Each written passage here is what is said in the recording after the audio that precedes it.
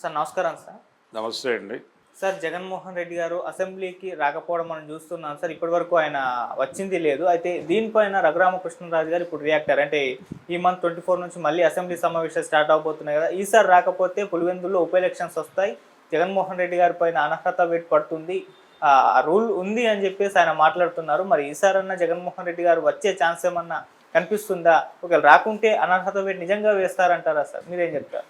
అంటే అసెంబ్లీకి ఇన్ని రోజులు హాజరు కావాలి, ఇన్ని గంటలు హాజరు కావాలని ఒక లెక్క ఉంది. ఆ లెక్క ప్రకారం అన్ని గంటలు అన్ని రోజులు హాజరు కాకపోతే అనర్హత వేటు పడేటువంటి అవకాశం ఉంది. దీనికంటే కీలకమైన విషయం ఏంటంటే ఆయన మాజీ ముఖ్యమంత్రి కావచ్చు, కానీ ఆయన ఒక శాసనసభ నియోజకవర్గానికి ప్రతినిధి కూడా, శాసనసభ్యుడు కూడా. నీకు శాసనసభలోకి వచ్చే ఉద్దేశం లేనప్పుడు శాసనసభ్యత్వం ఉంచుకునే హక్కు ఎక్కడిది? ఇది ప్రశ్న. నిన్ను శాసనసభ్యుడిగా ఎందుకు ఎన్నుకున్నారు జనాలు? వాళ్ళ సమస్యలని శాసనసభలో నువ్వు మాట్లాడతావు అని. అంటే ప్రజలకి శాసనసభకి మధ్య వారధిగా నువ్వు ఉన్నావు. శాసనసభ్యుడు అనగా అది. ఆ బాధ్యతని నేను నిర్వహించను అన్నప్పుడు శాసనసభ్యుడిగా కొనసాగే నైతిక హక్కు మాత్రం ఏముంటుంది? అసెంబ్లీకి రాను అన్నప్పుడు శాసనసభ్యత్వానికి రాజీనామా చేసి వెళ్ళిపోవాలి. ఇప్పుడు శాసనసభలు అంటే పార్లమెంట్లు, అసెంబ్లీలు పందుల దొడ్లు అన్నాడు ఒక పెద్ద మనిషి. అసెంబ్లీ వేదిక మీదే అన్నాడు ఆ మాట తరిమల నాగిరెడ్డి గారు. పార్లమెంట్, అసెంబ్లీలు పందుల దొడ్లు అనేసారు కదా. నాగిరెడ్డి గారు అన్నారా, లేకపోతే ఆ రోజున పార్లమెంటరీ రాజకీయాలని కాదు అన్నటువంటి అప్పటి లెఫ్ట్ ఎక్స్ట్రీమిస్టులు ఇంకెవరైనా అన్నారా, చారు మజుందార్ అన్నాడా అనేది కన్ఫ్యూజన్. కానీ మొత్తానికి ఆ మాట అయితే అక్కడి నుంచి వచ్చింది. పార్లమెంట్లు, అసెంబ్లీలు పందుల దొడ్లు అని. అలాంటి డెసిషన్తో ఉన్నవాళ్ళు అసెంబ్లీలకు రారు, వాళ్ళు అసెంబ్లీలకు పోటీ చేయరు. ఈ వ్యవస్థ మీద వాళ్ళకి నమ్మకం లేదు కాబట్టి వాళ్ళు వాళ్ళ పద్ధతిలో ఎన్నికలు బహిష్కరించి పోరాటం చేస్తారు. ఆ లైన్లో నువ్వు ఉంటే ఆ మాటలు మాట్లాడవచ్చు. నేను అసెంబ్లీకి ఎందుకు వస్తాను అని. నువ్వు ఆ లైన్లో లేవు. నువ్వు ఒక ఎలక్షన్ దీనిలో ఉన్నావు. ఉన్నప్పుడు అసెంబ్లీకి లోబడి వ్యవహరించాలి. నువ్వు ప్రాతినిధ్యం వహిస్తున్న శాసనసభకి జవాబుదారీ. నీ జవాబుదారీతనాన్ని ప్రదర్శించాలి. ఆ నియోజకవర్గంలో అక్కడ ఉన్నటువంటి ప్రజలకు ఉన్నటువంటి కష్టాలని నువ్వు ఇక్కడ మాట్లాడాలి. మాట్లాడకపోతే వాళ్ళు నష్టపోయినట్టు కదా. వాళ్ళు డిఫెమేషన్ దావా వేస్తే ఏంటి పరిస్థితి? అందుకని అసెంబ్లీకి హాజరు కావడం ఈ నోటీసుల గురించి కాదు, ఆయన ప్రజల పట్ల బాధ్యతతో అసెంబ్లీకి రావాల్సినటువంటి అవసరం ఉంది.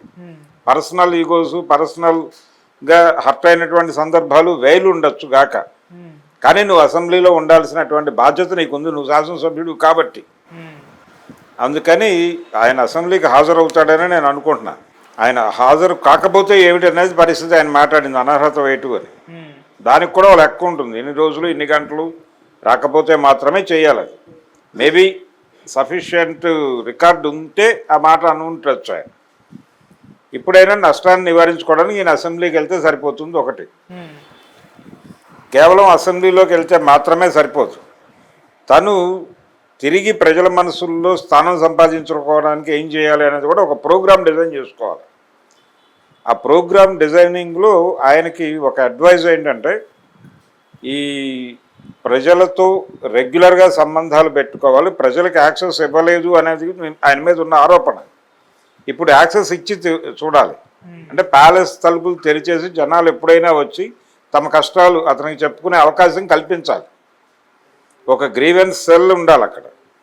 ఇలాంటి ఆర్గనైజేషన్స్ పెట్టుకుని ఆయన నెమ్మదిగా ప్రజల్లోకి వెళ్ళగలిగితే, ప్రజల్లో ఆయన మీద ఉన్నటువంటి కొన్ని అభిప్రాయాలని పక్కకి గెంటగలిగితే మాత్రమే ఆయన గెలుపు సాధ్యం భవిష్యత్తులో.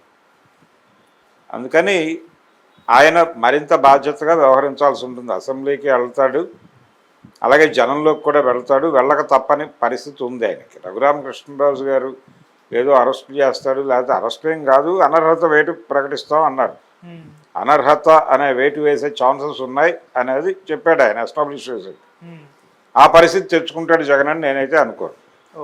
ఆ కండిషన్ తెచ్చుకునే పరిస్థితిలో లేడు ఆయన. ఆయనకి ఇప్పుడు శాసనసభ్యత్వం చాలా అవసరం. బై ఎలక్షన్స్కి వెళ్ళే మూడ్లో కూడా లేరు వీళ్ళెవరు.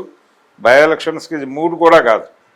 అంటే ఆ ఉన్న ఒక సీటు కోల్పోయినట్టు అవుతుంది. అందుకని ఆ రిస్క్ చేస్తాడని నేను అనుకోను.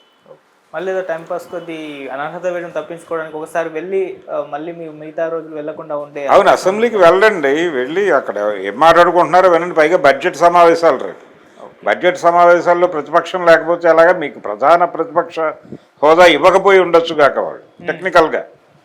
అది డినై చేసినంత మాత్రాన్ని నేను శాసనసభ బహిష్కరిస్తానంటే కుదరదు. శాసనసభను బహిష్కరించే ఉద్దేశం ఉంటే శాసనసభ్యత్వానికి రాజీనామా చేయండి. రాజీనామా చేస్తే బై ఎలక్షన్స్ పెట్టుకుని ఇంకొకరిని గెలిపించుకుని పంపిస్తారు. మీరు రాజకీయ సన్యాసం చేయండి విజయసాయి రెడ్డి లాగా.